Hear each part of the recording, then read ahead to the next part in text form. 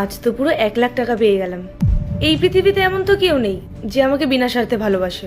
শুধুমাত্র আমিই আছি যে নিজেকে বিনা স্বার্থে ভালোবাসি। যাই, এক কাজ করি, এই টাকাটা দিয়ে নিজের জন্য একটা গোল্ডের চেন নিয়ে আসি, বাকিটা পরে দেখা যাবে। মা মনে হয় পাগল হয়ে গেছে। এখন আমি কোথায় খুঁজবো এমন মানুষকে যে আমাকে স্বার্থ ছাড়াই ভালোবাসবে?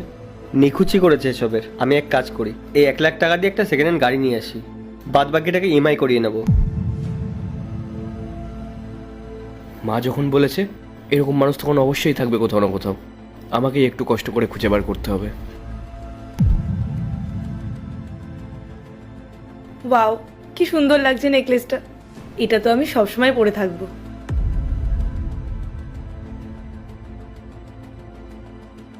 ইয়েস, ফাইনালি আমি নিয়ে আসলাম গাড়ি। তাহলে বল তোরা, আমার দেওয়া কাজটা কে কে তোরা পূরণ করলি? মা, তুমি এসব কি নাটক শুরু করেছো? টাকা কি এমনি এমনি আসে নাকি যেভাবে রাস্তায় যাকে তাকে দিয়ে দেবো? আমি তোমার কোনো টাস্ক করিনি, ঠিক আছে? আমি কাউকে খুঁজিও নি। আমি ওই টাকা দিয়ে নিজের জন্য একটা নেকলেস কিনে এনেছি।